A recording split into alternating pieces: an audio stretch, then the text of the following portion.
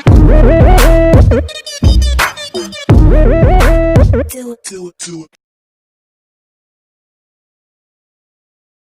Everyone, welcome to my channel. तो देखो आज ये वीडियो किस लिए है। ये वीडियो आज इसलिए बनाई गई है क्योंकि देखो जो बोर्ड पे आपको नोटिस दिख रही है उसको देख के कुछ लोग तो बहुत ही खुश होंगे और कुछ लोग सैड भी होंगे। तो जो लोग खुश हैं उनके लिए भी बात की जाएगी और जो लोग सैड हैं उनके लिए भी बात की जाएगी, दोनों को कवर किया जाएगा। तो पहले आप ये देखो कि जो लोग खुश हैं, खुश किस लिए, क्योंकि डेट्स क्या हो गई है, CSIR नेट एग्जाम की पोस्टपोन्ड हो गई है। अब हमारी डेट क्या आई है, आपने ट्वीट तो पढ़ ही लिया होगा। HRD ने ट्वीट किया है कि आपके जो एग्जाम होंगे नेट वाले टेंटेटिव होने वाले थे पहले आपके अगस्त में, ठीक है, 21 जुलाई को होने वाले थे, वो तो कैंसिल हो ही गए। फिर अगस्त में होने के चांसेस थे, वो भी कैंसिल हो गए। तो अब निकला है कि नवंबर में होंगे, वो भी कंफर्म नहीं है क्योंकि आपके हालात देखते हुए तो ये कंफर्म नहीं है कि डेट्स कब तक आपके एग्जाम होंगे। बट आपको प्रिपरेशन आपकी कंटिन्यू करनी है क्योंकि पेपर तो आपको देना ही है। अब देखो बात ये है कि अब ये वाला जो जून वाला पेपर है हमारा, जो जून में होता है, वो हमारा होगा, आप मान लो दिसंबर में, नवंबर या दिसंबर के अराउंड आपका पेपर कंडक्ट होगा। तो जिन बच्चों ने प्रिपरेशन कर ली थी कि आपका पेपर जून या जुलाई में होगा, जो लोग मान के चल रहे थे कि अगस्त में तो हो ही जाएगा, तो वो वाले बच्चे तो सैड हो गए क्योंकि उनकी प्रिपरेशन उन्होंने जो की थी वो तो रखी रह गई। अब आपके लिए क्या काफी टाइम गैप मिल गया है। लेकिन जिन बच्चों ने पेपर तैयारी नहीं करी थी और कुछ बच्चों ने फॉर्म भी नहीं भरा था, मैं भी एक एस्पिरेंट हूँ, तो किस बच्चों ने तो फॉर्म ही नहीं भरा। जिन बच्चों ने फॉर्म नहीं भरा तो बहुत खुश होंगे कि अब उनको थोड़ा टाइम मिल गया और पेपर नहीं कंडक्ट हो रहा है। तो जो बच्चे खुश हैं उनके लिए बात की जाएगी। अब उनका देखो, जिन्होंने फॉर्म भरा ही नहीं है और जिन्होंने फॉर्म भरा भी है तो उन्होंने तैयारी स्टार्ट नहीं की थी। तो जिन्होंने तैयारी स्टार्ट नहीं की थी, देखो इसको ना 2 पार्ट्स में डिवाइड कर लो। जिन्होंने तैयारी स्टार्ट नहीं की थी, हाँ, those who didn't started their preparations, ठीक है। जिन्होंने तैयारी स्टार्ट नहीं की थी भाई वो तो बहुत ही खुश है इस समय, क्योंकि अब उन्हें क्या टाइम मिल गया। कितना टाइम मिल गया ये देखो कि अभी चल रहा है जुलाई में हाफ महीना आपका चला गया है, आधा महीना आपका चला गया है, बचा है आपका अगस्त, सितंबर, अक्टूबर और नवंबर में तो आपका पेपर ही होगा, तो नवंबर को काउंट करने की ऐसा जरूरत नहीं है। और जुलाई भी आपका क्या, आधा जुलाई बचा है। तो मेन आपके क्या है, ये 3 मंथ आपको मिल रहे हैं, मेन आपको 3 मंथ मिल रहे हैं आपकी प्रिपरेशन के लिए। जिन्होंने स्टार्ट ही नहीं किया तो उनके लिए तो बहुत खुशी की बात है। आप अपनी प्रिपरेशन अब स्टार्ट कर देना, क्योंकि देखो आपको अगस्त मिल रहा है, सितंबर मिल रहा है, अक्टूबर मिल रहा है, तो उनके लिए स्ट्रेटेजी बताऊंगी कि उन्हें कैसे प्रिपरेशन स्टार्ट करनी है जिन्होंने स्टार्ट ही नहीं करा था। तो देखो आपको क्या करना है, देखो आप ना पहले ऐसे कुछ करो कि अब देखो जिन्होंने प्रिपरेशन स्टार्ट कर दी थी तो वो तो भाई सैड होंगे।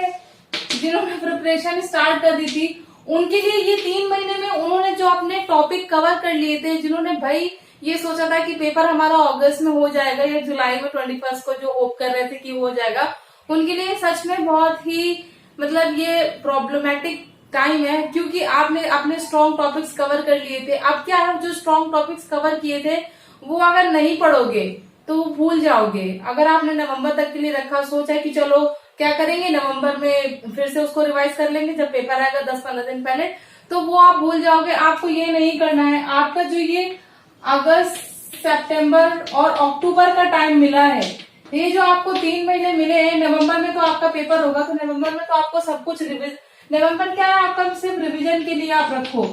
नवंबर सिर्फ रिविजन के लिए है, उसमें आपको कुछ भी नया टॉपिक पढ़ना ही नहीं है। आपको तैयारी इन 3 महीनों में करनी है। और नेट के एग्जाम के लिए अगर आप बहुत ही अच्छे से पढ़ोगे तो इन 3 महीनों में अपने बहुत कम से कम आप क्या करते हो, 50% सिलेबस अपना स्ट्रॉन्ग कर सकते हो, स्ट्रॉन्ग की कैटेगरी में ला सकते हो, ना कि हो कि स्ट्रॉन्ग और जो कम आता हो और जो बिल्कुल भी नहीं आता हो। तो आप 50% सिलेबस अपना कवर कर सकते हो, वो भी क्या बहुत ही स्ट्रांगली 50% सिलेबस अपना कवर कर लोगे। अब देखो अब बात करते हैं कि 50% सिलेबस में आपको क्या क्या पढ़ना है। देखो अब देखो जिन बच्चों की, वैसे तो ये लिस्ट आपको खुद बनानी होगी क्योंकि आपको पता होगा कि आपके लिए इम्पोर्टेंट क्या है, आप कौन से टॉपिक्स आपको बहुत अच्छे से आ जाते हैं। जैसे कोऑर्डिनेशन चैप्टर है, क्वांटम केमिस्ट्री, क्वांटम में कुछ लोगों को प्रॉब्लम होती है, लेकिन क्वांटम के क्या क्वेश्चंस पूछे जाते हैं, अक्सर हमेशा क्वेश्चन आएंगे, 5-6 क्वेश्चंस आपको हमेशा देखने को मिलेंगे नेट के पेपर में। तो आप ऐसा करो कि एक लिस्ट तैयार कर लो। जैसे कोऑर्डिनेशन, क्या करोगे, कोऑर्डिनेशन चैप्टर, ये लिखती हूं, ये देखो, पहले देखो कि जिसने अपनी तैयारी स्टार्ट नहीं की थी उनके लिए देखते हैं, जिसने अपनी तैयारी स्टार्ट ही नहीं की थी उनको कैसे पढ़ना, उनको अपनी स्ट्रैटेजी पहले देख लो।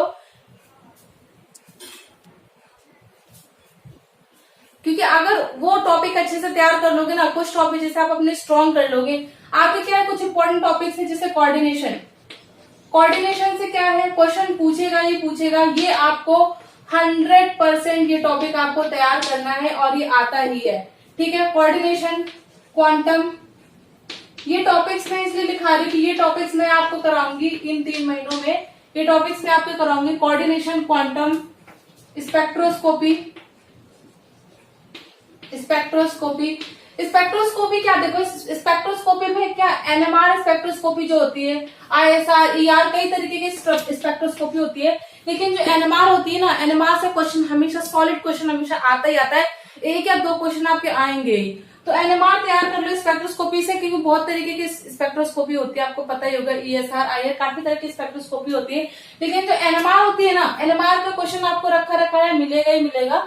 तो ये टॉपिक आपको तैयार करना है। और देख लो छोटे छोटे टॉपिक्स देखो, अब क्या पेरिसाइक्लिक, पेरिसाइक्लिक एक ऐसा चैप्टर है जो क्या हटके है, और ये चैप्टर क्या आप तैयार कर लोगे तो आप ये है कि इसके क्वेश्चन गलत नहीं होंगे। ऑर्गेनिक में पेरिसाइक्लिक के क्वेश्चन आप कवर कर, देखो ऑर्गेनिक क्या है, ऑर्गेनिक आप कितनी भी पढ़ लो, लेकिन जब पेपर में आप अटेम्प्ट करने बैठोगे ना, तो आप जरूरी नहीं है कि आपको रिएजेंट्स पता हो, क्योंकि ऑर्गेनिक एक दूसरे से लिंक होती है, आपको रिएजेंट्स आने चाहिए, उसके बाद उसकी स्टीरियो आनी चाहिए, तो हर चीज इसमें लिंक होती है। तो ऑर्गेनिक का ऐसा नहीं है कि आपने एरोमेटिसिटी, हर एक तो स्टार्टिंग से जो होता है ना, ऑर्गेनिक का स्टार्टिंग से एंडिंग तक सब कुछ लिंक होता है, इसलिए ऑर्गेनिक जब आप पढ़ोगे तो जरूरी नहीं है कि उससे क्वेश्चन आप सॉल्व कर ले जाओ, बट आपको ये नहीं करना है कि पूरी ऑर्गेनिक छोड़ देनी, क्योंकि बहुत बच्चे ऑर्गेनिक, बहुत बच्चों की फेवरेट भी होती है, और बहुत बच्चे ऑर्गेनिक बिल्कुल छूते ही नहीं है, सोचते हैं। लेकिन अब जो पेपर आने लगा है ना, उसमें आप ये नहीं करोगे कि ऑर्गेनिक आप छोड़ दोगे तो आपका काम चलेगा, बिल्कुल भी काम नहीं चलेगा। आपको ऑर्गेनिक का जितना, देखो ऑर्गेनिक जैसे 100% सिलेबस मान के चला, तो आपको ऑर्गेनिक में 50% सिलेबस कवर करना ही करना है। और ऐसा नहीं है कि कोई क्वेश्चन नहीं होगा, ऑर्गेनिक से आप पेपर सॉल्व कर ले जाओगे। जिससे पेरिसाइक्लिक कुछ टॉपिक्स होते हैं, पेरिसाइक्लिक होती है, एरोमेटिसिटी होती है, तो ऐसे क्वेश्चन आप कर ले जाओगे। तो पेरिसाइक्लिक आपको ये भी तैयार करना है 100%। कोई भी चैप्टर पढ़ो ना, तो उससे कोई क्वेश्चन आ जाए तो ये ऐसा ना हो कि आपको वो क्वेश्चन छूट रहा है, ऐसा कभी नहीं होना चाहिए। वो टॉपिक बहुत अच्छे से तैयार करो, ठीक है। पेरिसाइक्लिक तैयार कर लेना, और भी कोऑर्डिनेशन हो गया, ये हो गया, ठीक है। अब क्या कर सकते हो, सॉलिड स्टेट एक छोटा चैप्टर है, और इससे कभी भी कोई क्वेश्चन आएगा गलत हो ही नहीं सकता, क्योंकि सॉलिड स्टेट मैंने वैसे कवर भी करा दिया है और पेरिसाइक्लिक करा रही हूँ, तो सॉलिड स्टेट से कोई चैप्टर आप गलत कर ही नहीं सकते हो, कोई क्वेश्चन गलत हो ही नहीं सकता। ये भी 100% इसे भी तैयार कर लो, ठीक है। ऐसे तो बहुत सारे आपके, अब देखो छोटे छोटे चैप्टर्स भी, जो ऑर्गेनिक में एरोमेटिसिटी ले लिया, वो क्या, वो तो आपको पढ़ने छोड़ना ही नहीं है, क्योंकि ऑर्गेनिक का वो बेसिक है, उसी से आप स्टार्ट करोगे तभी तो आगे पढ़ पाओगे ऑर्गेनिक में, ठीक है। तो कुछ चैप्टर्स की लिस्ट बना रखी है मैंने, जो आप क्या है पेपर के, अब जो आपको टाइम मिला है उसमें आपको पढ़ना है उन चैप्टर्स को, इन चैप्टर्स को आपको नहीं छोड़ना है, क्योंकि अगर आपने ये चैप्टर छोड़े ना तो आपको क्या प्रॉब्लम फेस करनी पड़ सकती है। देखो ऑर्गेनिक में जीओसी, एरोमेटिसिटी, ये जो चैप्टर है ना, जीओसी, एरोमेटिसिटी, ये क्या है, अगर जैसे एक दिन आप बैठोगे, आपके पास नोट्स हैं जीओसी के, एरोमेटिसिटी के अगर नोट्स रखे हैं, तो अगर एक दिन बैठोगे ना तो आपको दूसरे दिन उठाना नहीं पड़ेगा, जीओसी एक दिन में तैयार हो जाएगी, और प्लस उसके क्वेश्चंस भी आप कर ले जाओगे।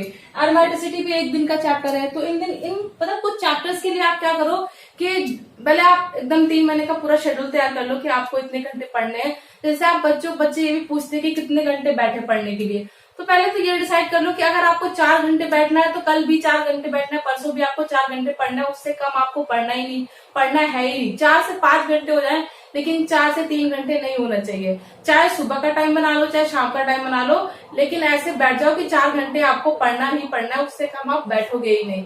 तो ये आपको अभी किसी भी कंपटीशन की तैयारी कर रहे हो तो आपको मिनिमम 4 आवर्स की स्टडी तो लेके चलनी ही पड़ेगी। ठीक, तो 4 आवर का जैसे आपने बना लिया कि 4 आवर्स आपको हर दिन पढ़ना है। आई गारंटी कि आप ना 3 महीनों में, जैसे आपका समय बचा है जुलाई से 15 डेज है अभी, जुलाई, अगस्त, सितंबर, अक्टूबर, नवंबर को छोड़ो क्योंकि नवंबर हम लेके नहीं चलते, नवंबर में हमारा पेपर ही होगा और कब होगा, फर्स्ट वीक में भी हो सकता है और लास्ट में भी हो सकता है, वो भी क्लियर नहीं है। बट ये कि अक्टूबर तक तो पेपर नहीं होना है, तो आपके पास एटलीस्ट इतना टाइम तो है। और इतने टाइम में देखो अभी 15 डेज जुलाई में भी बचे हैं और अगस्त में आपका पूरा अगस्त है, सितंबर है, अक्टूबर, 3 महीने तो आपके खड़े खड़े रहते हैं। तो इसमें क्या कर सकते हो कि पहले आपके जो टॉपिक्स है जैसे ऑर्गेनोमेटालिक्स बहुत ही इंपॉर्टेंट है, ये चैप्टर आपको नहीं छोड़ना है। क्योंकि देखो अगर ये ना ऑर्गेनोमेटालिक आपको क्या लगेगा, 1 हफ्ता लगेगा पढ़ने में, लेकिन 1 हफ्ते में पूरा ऑर्गेनोमेटालिक बहुत अच्छे से, अगर आपको कहीं से पूरी वीडियोस मिल जा रही है, ऑर्गेनोमेटालिक्स में कवर कराऊंगी, लेकिन आपको कहीं से आप पहले किसी को फॉलो कर रहे हो, पहले से फॉलो कर रहे हो या आपने पहले से कोचिंग ले रखी है, आपके पास नोट्स अवेलेबल है, तो उसे लेके बैठो, पूरा पहले चैप्टर पढ़ो 3-4 दिन में, 5 दिन में, जितने दिन में आपका वो चैप्टर कवर हो जाता है। उसके बाद क्या करो, प्रीवियस ईयर क्वेश्चन लगाओ। कहीं से ये मत लो कि कहीं से आपने शीट ले रखी है तो उन क्वेश्चंस को रैंडमली सॉल्व करना शुरू कर दे, वो नहीं करना है। सिर्फ आपको क्या करना है, CSIR नेट का पेपर दे रहे हो तो उसके प्रीवियस ईयर क्वेश्चन लेके बैठो और उनको डेली सॉल्व करते जाओ। एटलीस्ट 10 क्वेश्चंस का ऐसे डील बना लो कि 10 क्वेश्चंस आपको करने हैं हर दिन। ठीक है, तो ये कुछ इंपॉर्टेंट चैप्टर्स है, ये तो आपको करने ही करने हैं। बाकी अब देखो अब क्या हो जाता है, पॉलीमर एक चैप्टर बहुत ही छोटा चैप्टर है, केवल 4 घंटे का चैप्टर है। जैसे आपको पॉलीमर आता ही नहीं है, कुछ भी नहीं आता पॉलीमर का, भाई नेट से वीडियो उठाओ, पॉलीमर डालो कि CSIR नेट क्या है, आपका सिलेबस क्या है, पॉलीमर का कितना है, क्या क्या टॉपिक्स आने पॉलीमर के अंदर, पूरा अगर उसे लिखने बैठोगे 2 घंटे में लिख लोगे और 2 घंटे बाद आपको रिवाइज करोगे, तो लिखते लिखते ही आपको वो चीज पूरी समझ में आ जाती है। तो 4 घंटे में पॉलीमर चैप्टर आपका तैयार हो जाएगा। मतलब 4 घंटे आपको पढ़ना है, 4 घंटे में आपका पॉलीमर तैयार हो गया। देखो 1 दिन में एक चैप्टर आपका तैयार हो गया। तो जो छोटे छोटे टॉपिक्स है, जैसे ये है पॉलीमर है, ठीक है, बायोइनऑर्गेनिक थोड़ा बड़ा है। अगर किसी ने स्टार्टिंग से बायोइनऑर्गेनिक पढ़ा नहीं है तो आपको टाइम लगेगा याद करने में। बहुत ही आसान चैप्टर है बायोइनऑर्गेनिक। क्या है, सिर्फ आपको क्या करना है, सारे टर्म्स को याद करना है। बायोइनऑर्गेनिक कैसे क्वेश्चन है, आपको याद ही करना है बायोइनऑर्गेनिक में पूरा। तो आप क्या करोगे, बायोइनऑर्गेनिक को ले लो, ये तो करना ही इंपॉर्टेंट है, क्योंकि अगर ये याद कर लोगे ना, आपको क्या बायोइनऑर्गेनिक एक बार पढ़ लोगे, याद कर लोगे, फिर आपको क्या बस रिविजन में लाना है कि हर 3-4 दिन आप रिविजन में ले आओगे। अगर आपने रिविजन में ले आए तो पूरा ये आप भूलोगे नहीं बायोइनऑर्गेनिक। अब पेपर से पहले तो 1 महीने का टाइम होगा ही आपका, तो रिविजन स्टार्ट कर दो कि आपका तैयार हो जाएगा। ठीक है, अब और क्या चैप्टर है, जैसे अब ऑर्गेनिक में क्या है, जैसे ये है ऑर्गेनिक में नेम्ड रिएक्शंस है, रिएजेंट्स हैं। ऑर्गेनिक में क्या है, ये चैप्टर जैसे कर लिए पूरे। अब ऑर्गेनिक में नेम्ड रिएक्शन, तो नेम्ड रिएक्शन नहीं छोड़ना है, क्योंकि नेम्ड रिएक्शन तो आपका हर कोई भी कॉम्पिटेटिव एग्जाम दोगे आपका पूछेगा ही पूछेगा। नेम्ड रिएक्शन आपको नहीं छोड़ना है, रिएजेंट्स नहीं छोड़ना है, ये कवर करना है, आपको पढ़ना ही पढ़ना है। और पूरा एक रिएजेंट्स पढ़ने हैं, एक नेम रिएक्शन पढ़नी है। पूरा कोई भी चीज तैयार करो तो उसे 100% तैयार करना, एक चीज लेके चलना। ठीक है, नेम रिएक्शन, रिएजेंट्स ये कवर करना। और क्या, जीओसी वगैरह तो देख लिया। क्वांटम केमिकल बॉन्डिंग, अब देखो इनऑर्गेनिक में है केमिकल बॉन्डिंग।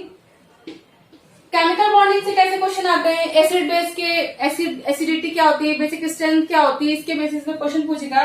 और बॉन्ड एंगल क्या है, ऐसे क्वेश्चन पूछेगा केमिकल बॉन्डिंग से। तो ये क्या बहुत ही आसान, ये भी बहुत ही आसान चैप्टर है, ये भी 2 दिन में आपका हो जाएगा। हाइब्रिडाइजेशन पूछ लेता है कि मॉलिक्यूल का स्ट्रक्चर क्या, शेप क्या, हाइब्रिडाइजेशन क्या है, तो इसी के बेसिस में क्वेश्चन आएगा केमिकल बॉन्डिंग के बेस में। ठीक है, इसी चैप्टर के बेस पे ये भी आप कवर कर लोगे ना। ये भी काफी बेसिक चैप्टर है और ये पहले से पढ़ते आ रहे हो तो इसको ज्यादा टाइम भी नहीं लगेगा पढ़ने में। आपको किन चैप्टर्स में दिक्कत होती है, मेन जैसे कोऑर्डिनेशन।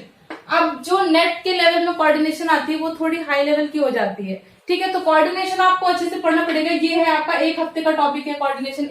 पूरी कोऑर्डिनेशन जैसे पढ़ने बैठोगे आपको 1 हफ्ते का टाइम लग ही जाएगा, लेकिन 1 हफ्ते में आपकी कोऑर्डिनेशन बहुत अच्छी तैयार हो जाएगी, ये भी गारंटी है। क्वांटम, क्वांटम में आपको काफी टाइम लग जाएगा। क्वेश्चंस प्रैक्टिस करना क्वांटम में बहुत जरूरी, प्रीवियस ईयर क्वेश्चन जरूर लगा लेना जब भी क्वांटम को लेके बैठना, ठीक है। स्पेक्ट्रोस्कोपी, इसको टाइम लगता है क्योंकि इसमें काफी सारे टॉपिक्स है, सिर्फ एनएमआर नहीं है, ईएसआर है, मास स्पेक्ट्रोस्कोपी है, कई सारे स्पेक्ट्रोस्कोपी है, तो वो सब भी पढ़ना पड़ेगा, रमन है, आईआर है, बहुत सारी है, ठीक है।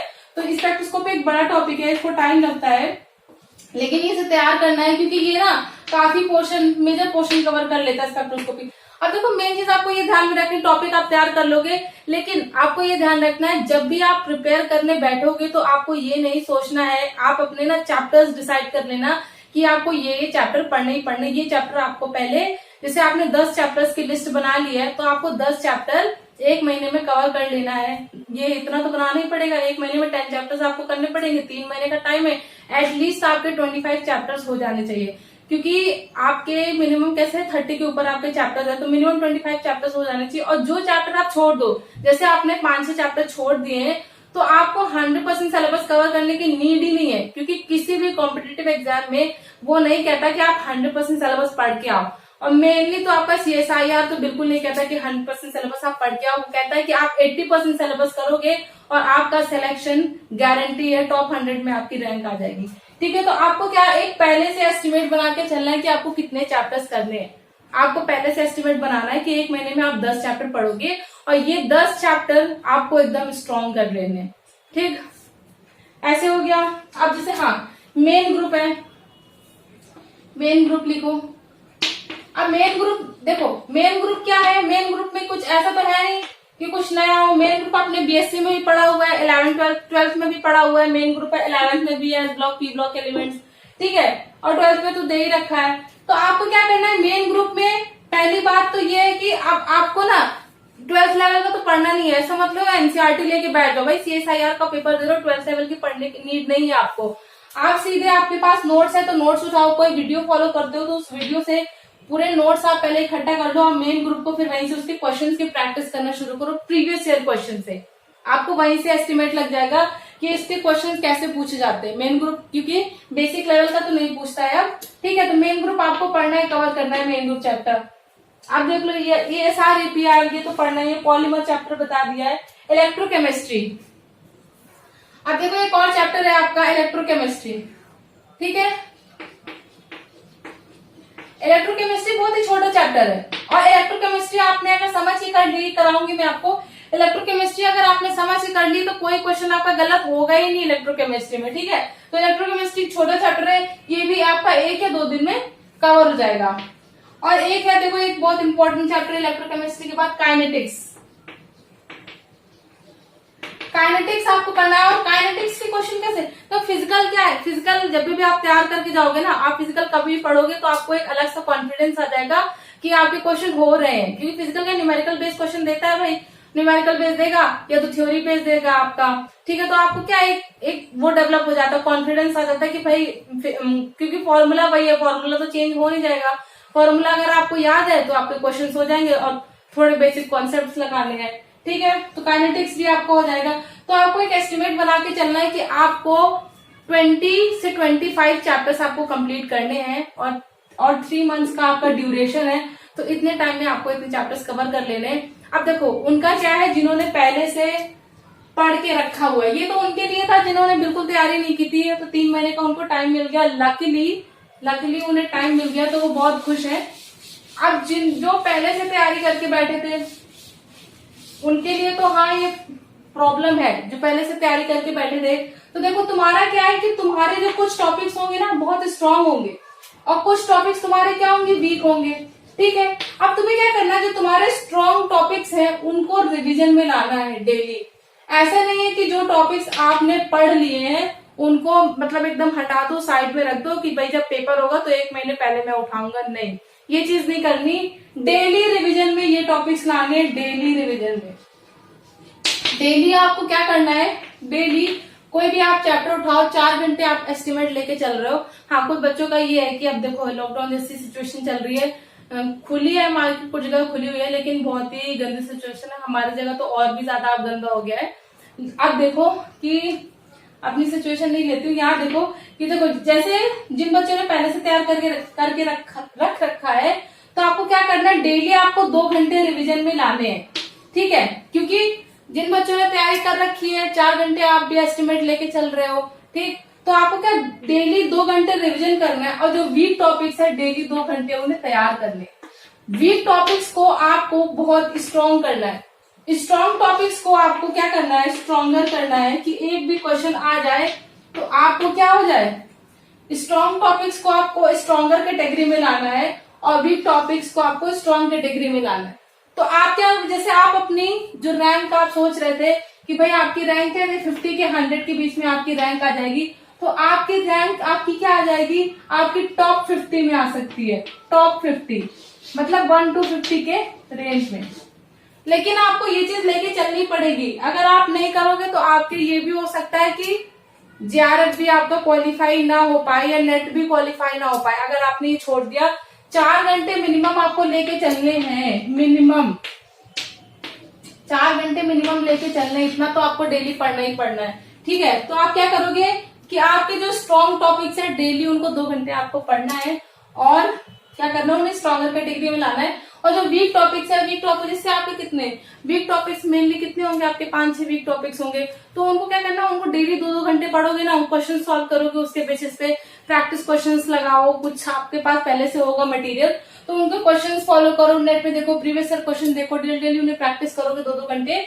तो आप क्या कर लोगे कि जैसे कि कोई आपका चैप्टर 10 चैप्टर का एस्टिमेट है, तो डेली आपने 2 चैप्टर आपने उठा लिए और 2 चैप्टर पहले 1 घंटे उसको रिवीजन करो, फिर उसमें क्वेश्चन सॉल्व करो, रिवीजन करो, क्वेश्चन सॉल्व करो, ठीक है। तो वो क्या आपके स्ट्रॉन्ग कैटेगरी में आ जाएंगे। अब जो कुछ चैप्टर आपने छोड़ रखे होंगे, तो देखो अगर जैसे आपने 25 चैप्टर्स मिनिमम कर लिए, मैं नेट का सिलेबस देख के बता रही हूँ कि आपने अगर 25 चैप्टर्स कर लिए मिनिमम, तो आपको या मैक्सिमम, तो आपको जरूरत नहीं है इससे ज्यादा पढ़ने की, मतलब ये मेरा एक्सपीरियंस है। लेकिन फिर भी आपको ऐसा लग रहा है कि आपके पास बहुत टाइम है, बहुत टाइम है, तो फिर भी जो छूटे चैप्टर्स हैं उन चैप्टर्स में आप क्या करो, 2-3 चैप्टर्स, अगर आपने 5 चैप्टर छोड़ रखे, 5 से 6 चैप्टर, तो उसमें से 2-3 चैप्टर आप तैयार करना शुरू कर दो। पूरे नहीं कि 6 चैप्टर को उठा लिया, पढ़ना स्टार्ट कर दिया, 3 महीने का बहुत ज्यादा टाइम नहीं, पूरा नहीं पढ़ना है। आप क्या करो, उसमें से जिस चैप्टर्स में आपको आता हो कि उसमें क्वेश्चंस आप सॉल्व कर ले जाओगे, और जो थोड़े आपको स्ट्रॉन्ग या वीक टॉपिक्स लगे तो उनको पढ़ना स्टार्ट कर दो, उसमें से 2-3 चैप्टर आप कवर कर लो। और क्या करो कि उनको ऐसे तैयार कर लो कि उससे भी क्वेश्चन आप आए तो अटेम्प्ट, बेसिक क्वेश्चन तो अटेम्प्ट कर लो, और हार्ड क्वेश्चन आए तो भी क्या कर सकते हो, अटेम्प्ट कर सकते हो, क्योंकि आप तैयारी कर रहे हो, ठीक है। तो ये तो उनके लिए था जिन लोगों ने तैयार कर लिया था, सैड थे, तो भाई आप लोग भी क्या हो जाओगे, खुश हो जाओगे, क्योंकि आप लोग की भी तैयारी आपकी चलती रहेगी। 4 घंटे का मिनिमम रिवीजन करोगे तो आपका मेन आपका चलता रहेगा, ठीक है। अब ये है कि देखो, अब पेपर तो आपका अभी होना नहीं है, नवंबर में ही पेपर होना है, तो आपको तैयारी कंटिन्यू रखनी है और हंसते मुस्कुराते रहो। कोई प्रॉब्लम हो तो बताना, कमेंट करना, फिर एक नई वीडियो आपके लिए डाल दूंगी, मोटिवेट करती रहूंगी, क्योंकि मेरे को खुद भी मोटिवेट कर ही रही हूँ। तो थैंक्स फॉर वॉचिंग।